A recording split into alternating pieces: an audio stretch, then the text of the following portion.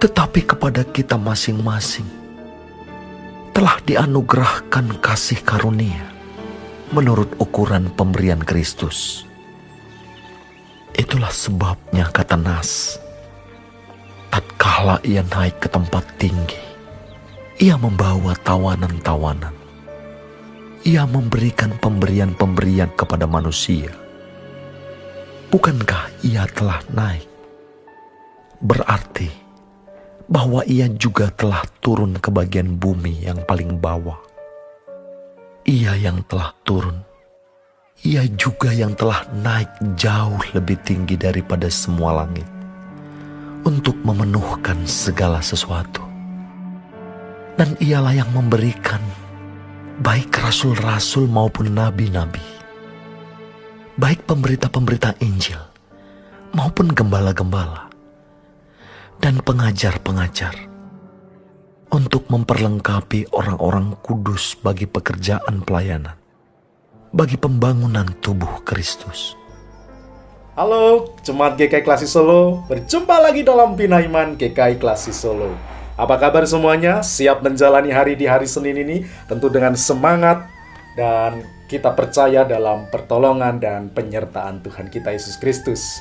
Minggu kemarin sudah beribadah ya semua? Sudah dong. Sudah juga ikut pelayanan? Ada yang sudah, tapi masih banyak yang belum. Padahal mungkin punya beragam karunia dan talenta yang sudah dipercayakan kepada kita semua. Paulus kepada jemaat di Efesus menegaskan tentang pentingnya melayani dalam hidup berjemaat.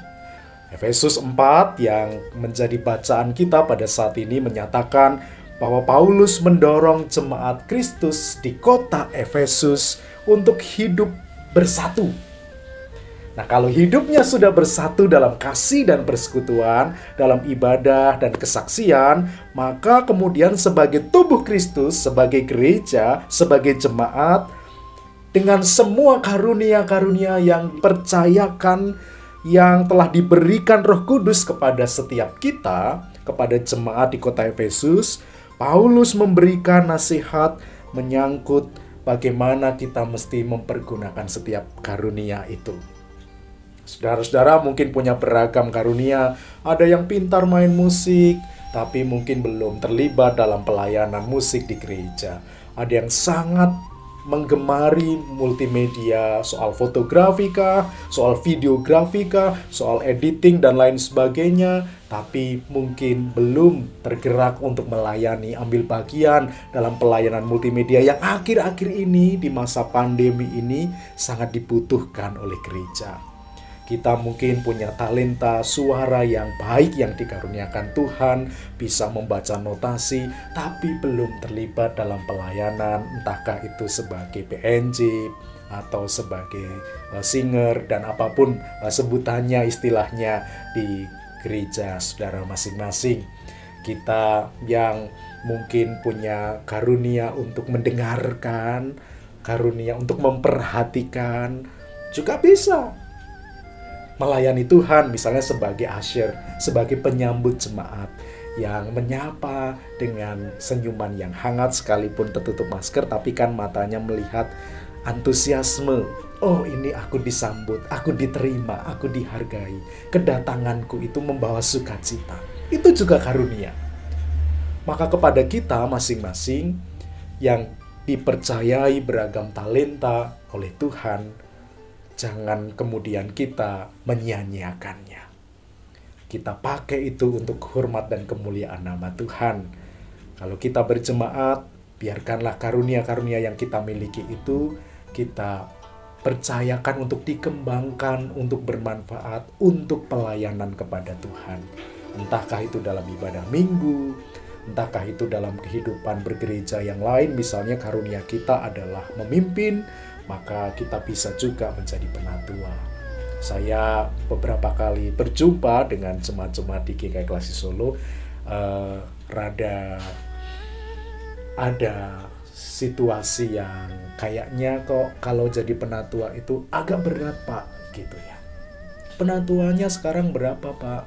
Ya kami menyebutkan jumlah yang mestinya bisa lebih dari itu. susah Pak kalau diajak. Kalau diminta itu macam-macam alasannya. Wah, saya sibuk dengan pekerjaan saya. Nanti kalau sudah mulai pekerjaannya stabil, aduh anak-anak saya masih kecil-kecil. Nanti kalau anaknya sudah makin dewasa dan lain sebagainya, aduh saya kesehatannya sudah mulai menurun. Apalagi kalau sudah lansia dan lain sebagainya. Tentu selalu akan ada alasan untuk kita tidak mempergunakan karunia kita untuk melayani Tuhan. Tetapi kalau kita mau berkomitmen untuk hidup dalam pelayanan berdasarkan karunia-karunia yang Tuhan percayakan kepada kita, sesibuk apapun kita, sesulit apapun kita membagi waktu, percayalah Tuhan akan memperlengkapi, Tuhan akan membukakan jalan, Tuhan akan menopang segala hal yang kita perlukan. Dalam berbagai persiapannya, Tuhan akan memperlengkapinya. Maka yang dibutuhkan sebenarnya adalah hati yang terbuka. Tuhan, terima kasih untuk setiap talenta yang Kau anugerahkan. Aku mau dalam hidupku sekarang melayani Tuhan berdasarkan kemampuan dan talenta yang Tuhan sudah karuniakan kepadaku. Dan terus mau untuk hari demi hari belajar, setia, dan melayani Tuhan.